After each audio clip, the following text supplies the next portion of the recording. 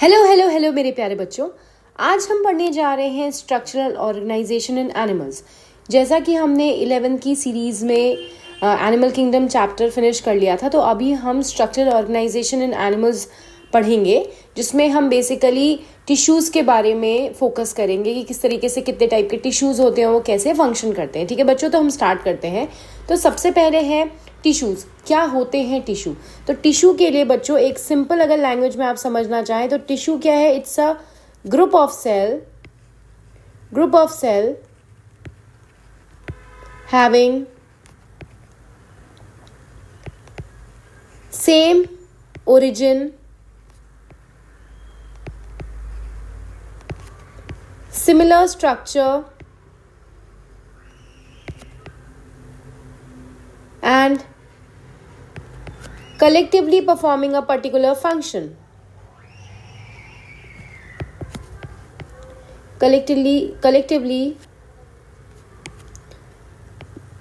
performing a particular function.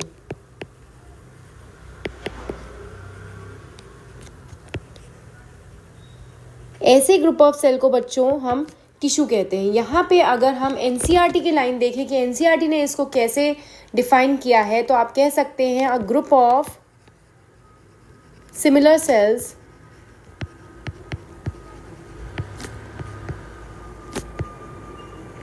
along with intercellular substance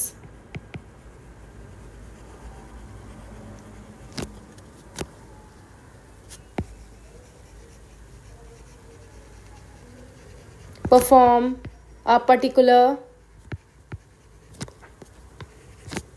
or specific function. ऐसे organisation को बच्चों हम टिश्यू कहते हैं। देखिए अब समझिए, ये जो ऊपर डेफिनेशन मैंने आपको बोली है, ये एक ऐसी डेफिनेशन है जो बेसिस है। ठीक है, तो टिश्यूज़ क्या होते हैं? हमने एनिमल किंगडम में पढ़ा था कि जो एनिमल्स होते हैं इनमें वैरायटी ऑफ उनका ऑर्गेनाइजेशन होता है, लेवल ऑफ ऑर्गेनाइजेशन होता है। जैसे सबसे बेसिक होता था बच्चों सेलुलर लेवल, जिसमें एक यूनिसेलुलर ऑर्गेनिज्म रहता है, जिसमें one cell has to perform all the function, right. फिर सेल्स ने मिलकर क्या बनाया? टिश्यू बनाया। जैसे सेलुलर लेवल होता था पोरीफेरा में, अब सीलेंट्रेटा में क्या हुआ? जो सेल्स थे उन्होंने क्या बनाए? टिश्यूज़ बनाए। ठीक है, टिश्यूज़ मिलके क्या बनाते हैं? ऑर्गन्स बनाते हैं। ऑर्गन मिलके और क्या बनाते हैं? ऑर्गन सिस्टम बनाते हैं। तो जैसे जैसे जो ऑर्गेनिज्म है उसकी कॉम्प्लेक्सिसिटी बढ़ती गई, वैसे वैसे उसका सिस्टम भी क्या होना चाहिए बच्चों? बढ़ना चाहिए। ठीक है, तो यहाँ पे जो टिश्यूज़ हैं वो क्या है? It's a group of cell having same origin, similar structure and collectively performing a particular function. तो बच्चों ये जो टिश्यूज़ होते हैं वो अलग अलग टाइप के होते हैं। ठीक है, अब ये जो अलग अलग टाइप हैं ये किस बेसिस पे हैं?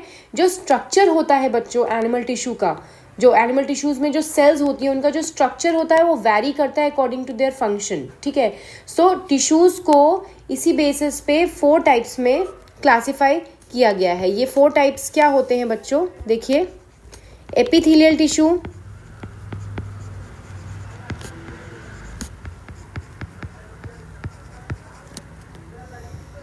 Connective tissue,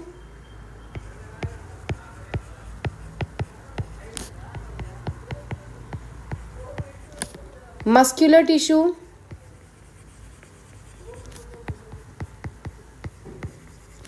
and nervous tissue.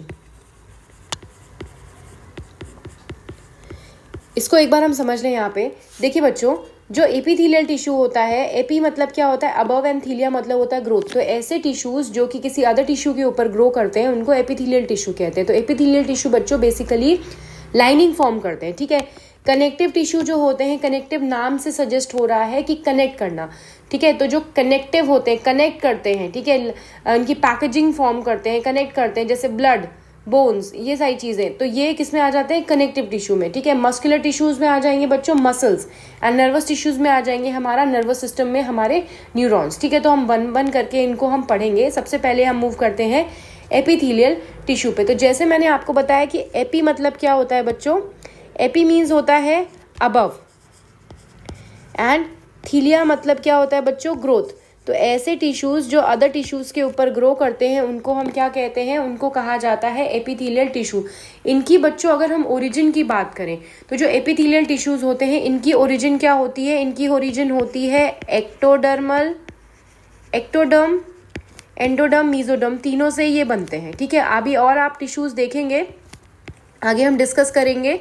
जैसे कनेक्टिव टिश्यू है तो कनेक्टिव टिश्यू मीजोडर्मल ओरिजिन होती है, मस्कुलर की भी मीजोडर्मल होती है और नर्वस की एक्टोडर्मल होती है। वाइल जो एपिथेलियल टिश्यूज होती है उनकी एक्टोडर्म, एंडोडर्म एंड मीजोडर्म तीनों ही जर्म लेयर से इनकी ओरिजिन होती है। तो जैसे मैंने आपको बताया कि एपिथेलियल जो टिश्यूज होते हैं ये क्या करते हैं, लाइनिंग फॉर्म करते हैं। ठीक है, तो आप ये कह सकते हैं कि ये जो एपिथेलियल टिश्यूज होती है इनकी क्या होती है, एक फ्री सरफेस होती है, फ्री सरफेस होती है विच आइदर फेस करती है, विच लाइनिंग फॉर्म करेंगे ना बच्चों, तो लाइनिंग किस तरीके से रहेगी, which faces either a body fluid और आउटसाइड एनवायरमेंट। अगर एग्जाम्पल के लिए देखें, सपोज ये बॉडी कैविटी की लाइनिंग, मतलब ये सपोज बॉडी वॉल है, अगर ये लाइनिंग फॉर्म कर रही है बच्चों, तो लाइनिंग आइदर ये अंदर, सपोज यहाँ पे ये बॉडी कैविटी है, ठीक है, ये इधर फेस करेगी, बॉडी फ्लूइड को फेस करेगी, या क्या है लाइनिंग फॉर्म करेगी, तो ये आउटसाइड लाइनिंग बनाएगी, मतलब ये आउटसाइड एनवायरनमेंट फॉर्म करेगी। ठीक है, तो जो एपिथेलियल टिश्यूज होते हैं वो क्या करते हैं, लाइनिंग फॉर्म करते हैं, इसलिए कवरिंग बनाते हैं। ठीक है, ये जो सेल्स होती हैं दे आर कॉम्पैक्टली पैक्ड। ये इंपॉर्टेंट लाइनिंग है बच्चों, क्योंकि ये एनसीईआर इसमें नीट में क्वेश्चंस मल्टीपल स्टेटमेंट में क्वेश्चन मतलब लाइन दी जा सकती है।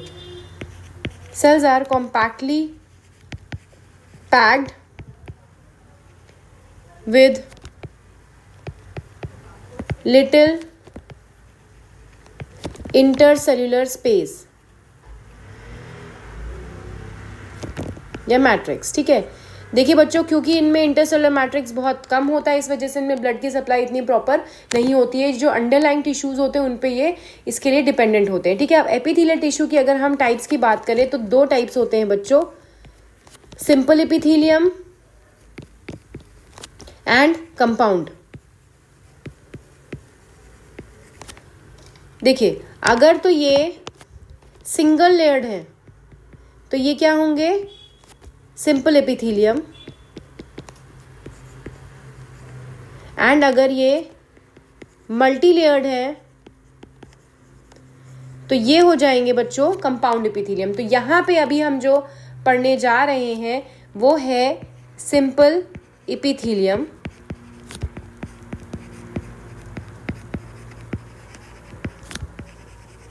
ठीक है। सो सिंपल एपिथेलियम के बच्चों बहुत सारे टाइप्स हैं। ठीक है, तो ये जो उनके स्ट्रक्चरल मॉडिफिकेशन के बेसिस पे अभी हम देखेंगे कि डिफरेंट वैरायटी ऑफ सेल्स के शेप्स हैं, तो आप कह सकते हैं स्ट्रक्चरल मॉडिफिकेशन के बेसिस पे ये जो सिंपल एपिथेलियम है इनको हमने डिवाइड किया है majorly into the squamous epithelium,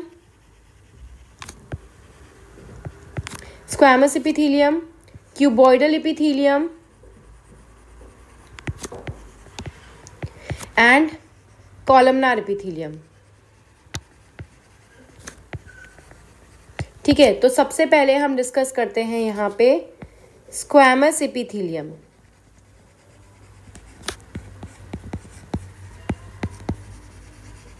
ये जो बच्चों स्क्वैमस एपिथेलियम है,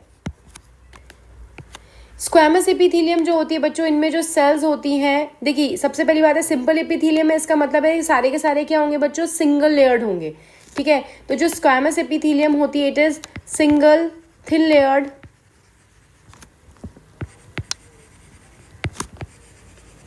layer of flattened cells. Shape याद रखिएगा बच्चों कि कैसे सेल्स होती हैं, इनमें फ्लैटेंड सेल्स होती हैं। ठीक है, flattened cells with irregular boundary.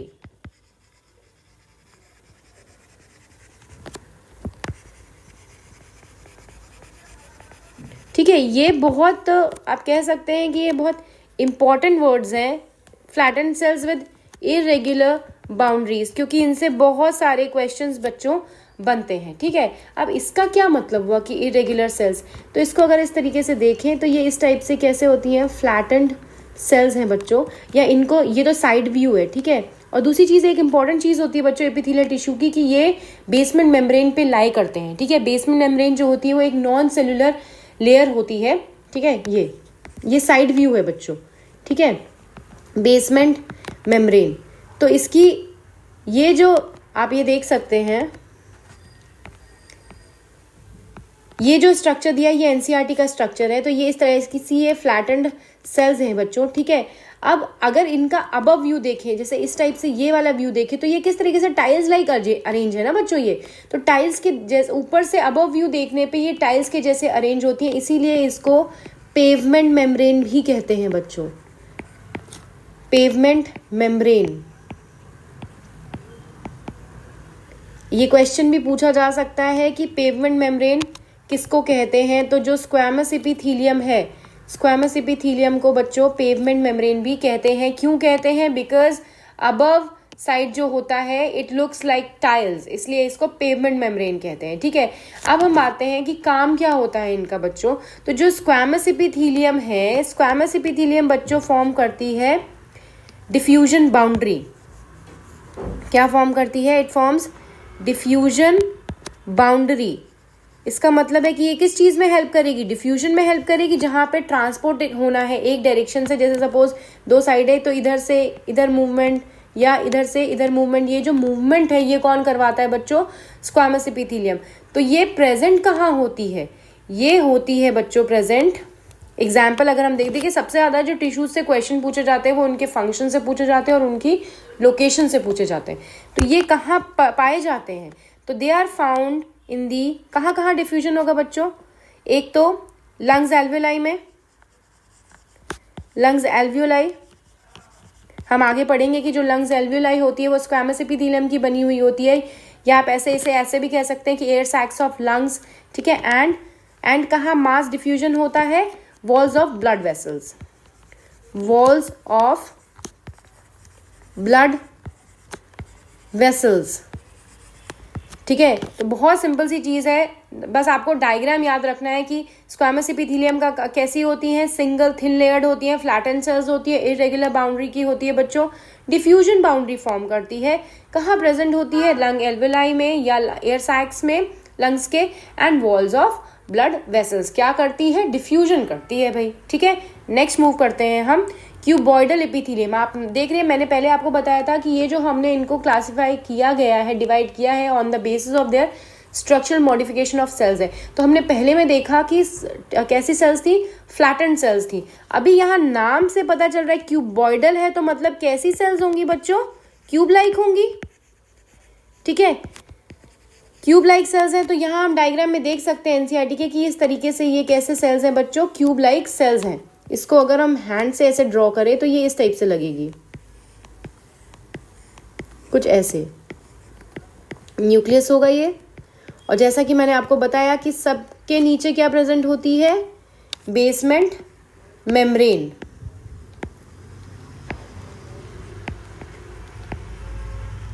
ठीक है। तो बेसमेंट मेम्ब्रेन के बारे में देखें तो सॉरी क्यूबॉइडल एपिथेलियम के बारे में देखें तो it is made up of single layer of cube like cells. ये कहाँ पाई जाती है बच्चों, ये पाई जाती है mainly in ducts of glands and tubular parts of nephrons. मतलब कहाँ नेफ्रॉन्स के बच्चों, बेसिकली पीसीटी एंड डीसीटी। कहाँ है PCT, proximal convoluted tubules and distal convoluted tubule, ये ट्यूबुलर पार्ट्स होते हैं बच्चों नेफ्रॉन्स के, है ना, इन किडनीज। अब इनका काम क्या होगा, इनका मेन काम होता है secretion and absorption. Main function is secretion and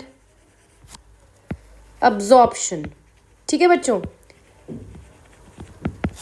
एक यहाँ मॉडिफिकेशन ये है कि जैसे तो समटाइम्स ऐसा होता है बच्चों, इनके जो सरफेस होते हैं, इनके सरफेस पे कुछ फिंगर लाइक प्रोजेक्शंस होते हैं, फाइन फिंगर लाइक प्रोजेक्शंस होते हैं, जो हेयर जैसे दिखते हैं, हेयर जैसे फाइन होते हैं।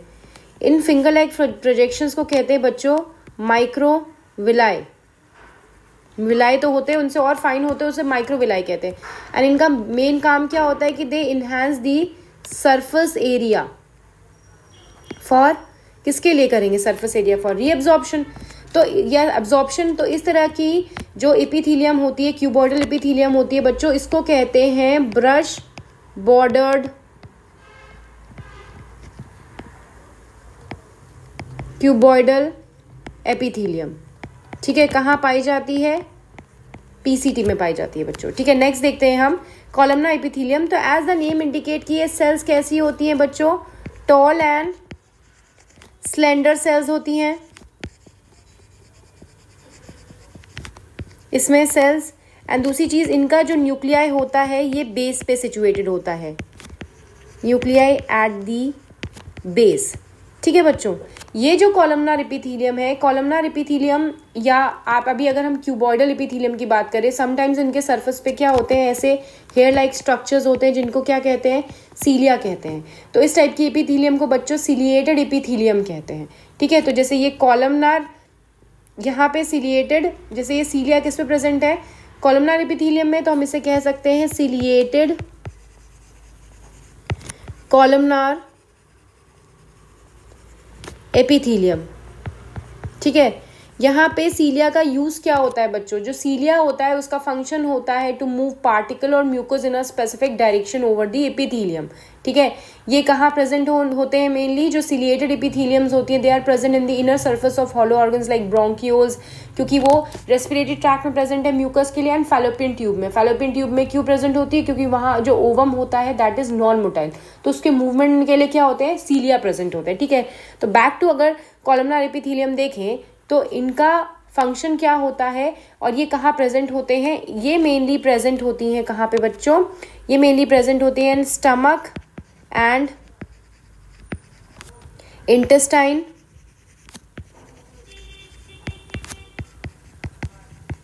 एंड हेल्प इन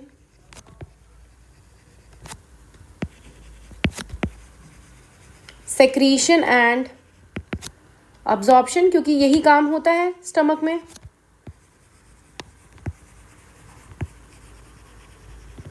ठीक है बच्चों, तो जैसे ये तो सिलिएटेड, मॉडिफिकेशन अगर हम देखें बच्चों, तो मॉडिफिकेशन में एक सिलिएटेड आ सकता है और एक ब्रश बॉर्डर आ सकता है। तो हमने सिलिएटेड तो देख लिया, जैसा कि अभी हमने क्यूबॉइडल एपिथेलियम में देखा कि इसी तरीके से कॉलमनार के सरफेस पे भी माइक्रोविलाई हो सकते हैं। तो जब भी कॉलमनार एपिथेलियम के सरफेस पे माइक्रोविलाई प्रेजेंट होंगे तो उसको कहेंगे बच्चों ब्रश बॉर्डर्ड कॉलमनार एपिथेलियम। ठीक है, एंड ये ब्रश बॉर्डर्ड कॉलमनार एपिथेलियम कहाँ पाई जाती है? इंटेस्टाइन में, स्मॉल इंटेस्टाइन में। ठीक है बच्चों, तो इस तरीके से यहाँ पे हमने अपना सिंपल एपिथेलियम के 3 जो मॉडिफिकेशन है, squamous epithelium, cuboidal and columnar epithelium, हमने देख लिया। नेक्स्ट लेक्चर में मैं इसके मॉडिफिकेशंस बताऊंगी, मॉडिफिकेशंस की जो किस तरीके से जो कॉलमनार एंड क्यूबॉइडल सेल्स होती हैं वो स्पेशलाइज हो जाती हैं for secretion and glandular epithelium बनाती हैं। ठीक है, तो नेक्स्ट लेक्चर तक